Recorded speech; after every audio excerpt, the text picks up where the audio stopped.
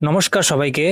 আজকে আমরা second part নিয়ে আসলাম ত্রিপুরা পুলিশের স্পেশাল এক্সিকিউটিভের যে ইন্টারভিউ আছে, ইন্টারভিউতে কি কি ইম্পর্টেন্ট কোয়েশ্চেন হতে পারে। ফার্স্ট পার্টে আমরা দেখেছি যে ফার্স্ট ক্রাইটেরিয়া ছিল how to assist Tripura police, সেটার উপর আমরা কিছু ইন্টারভিউ কোয়েশ্চেন আনসার দিয়েছি। আজকে যেটা হলো মেনটেনেন্স অফ ভিজিল, এটার উপর 11টা কোয়েশ্চেন আছে। ইন্টারভিউতে কি কি আপনাদেরকে জিজ্ঞাসা করতে পারে সেগুলি একটা মডেল আনসার সহ আমি কোয়েশ্চেন নিয়ে এসেছি। তো ভিডিওটাকে পুরো দেখবেন, ভালো লাগলে সাবস্ক্রাইব কমেন্ট করবেন। আর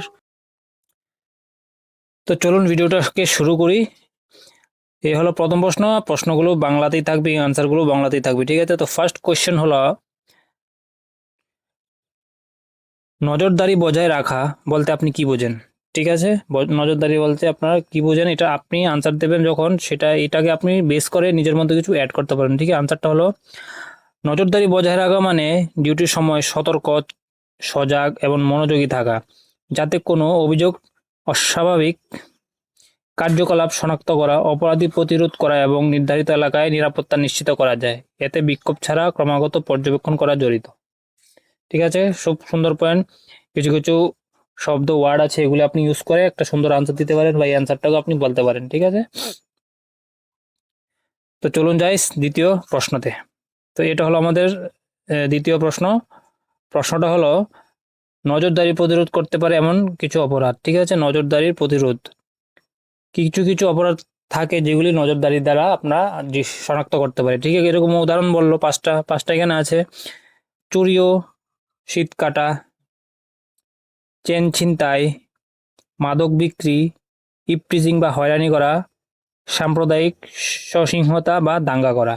এই পাঁচটা উদাহরণ মনে রাখবেন, ঠিক আছে। পাঁচটা উদাহরণ একটু ডিটেলসটাও দেখে নেবেন কি কি হতে পারে, একটু এক্সাম্পল সহ, ঠিক আছে। চলুন চলে যাই আমরা তৃতীয় কোয়েশ্চেনে। তৃতীয় কোয়েশ্চেনটা হলো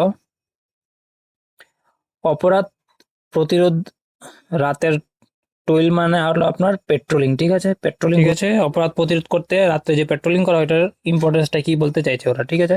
আনসারটা রাতে পেট্রোলিং এর গুরুত্বপূর্ণ কারণ বেশিরভাগ চুরি ও সমাজ বিরোধী কার্যকলাপ রাতে ঘটে, যখন জনসমাগম কম থাকে, ঠিক আছে। এটা কমন আমরা জানি।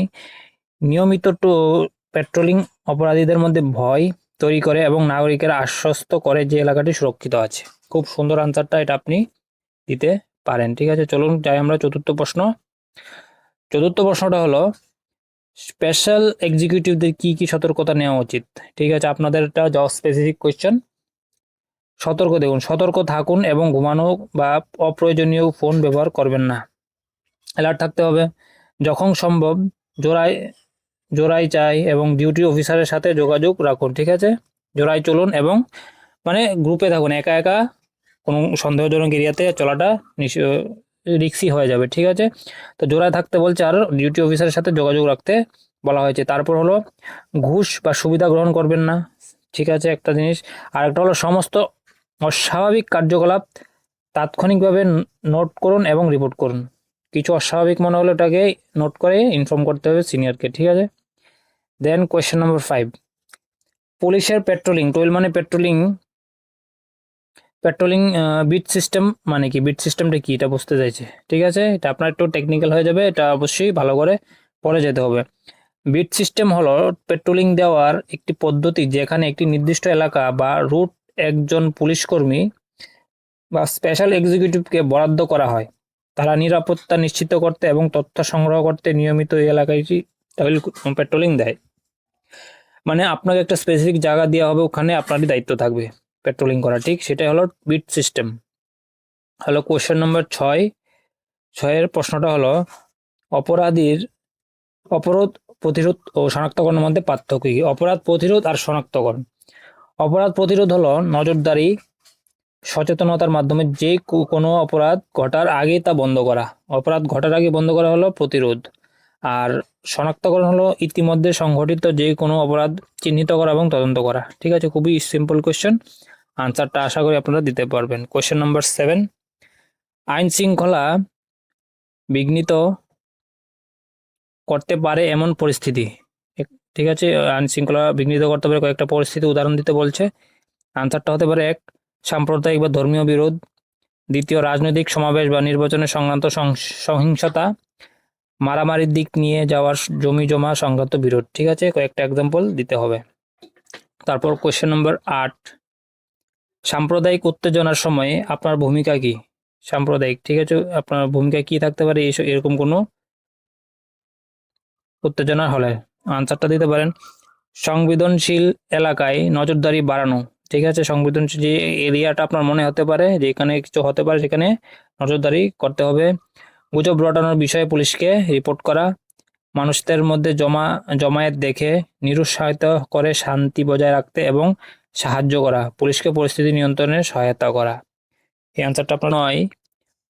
মধ্যরাতে একদল লোকের জমায়েত দেখলে কি করবেন? ঠিক আছে, এটা খুব কমন হয়ে থাকে, তখন আপনাকে কি করতে হবে সেটাই আপনার কাছ থেকে জানতে চাইছে। আনসারটা দিতে পারেন নিরাপদ দূরত্ব থেকে পর্যবেক্ষণ করব, মানুষের সংখ্যা ও কার্যকলাপ নোট করব, তাৎক্ষণিকভাবে ডিউটি পুলিশ অফিসারকে সমস্ত বিবরণ সহ পরিস্থিতি রিপোর্ট করব এবং পরবর্তী নির্দেশের জন্য অপেক্ষা করব। ঠিক আছে, এই আনসারটা খুব সুন্দর করে গুছিয়ে দিতে হবে, খুব কমন এটা হতে পারে কোয়েশ্চেনটা। কোয়েশ্চেন নাম্বার 10-এ চলে আসলাম। বাড়ি থেকে মারামারি শব্দ শুনলে কি করবেন? ঠিক আছে, আপনাকে জিজ্ঞেস করতে পারে একটা বাড়িতে প্রবেশ করব না, তাৎক্ষণিকভাবে পুলিশ কন্ট্রোল রুম বা ডিউটি অফিসারকে ডাকবো এবং পুলিশ আসা পর্যন্ত বাইরে থেকে নজর রাখবো যাতে কেউ পালাতে না পারে এবং নিজের নিরাপত্তা নিশ্চিত করব। কোয়েশ্চেন নম্বর 11, লাস্ট কোয়েশ্চেন এটা। রাতে একা চেকপোস্টে কি সতর্কতা নেবেন? ঠিক আছে, ভালো আলোকিত জায়গায় থাকবো এবং সজাগ থাকবো।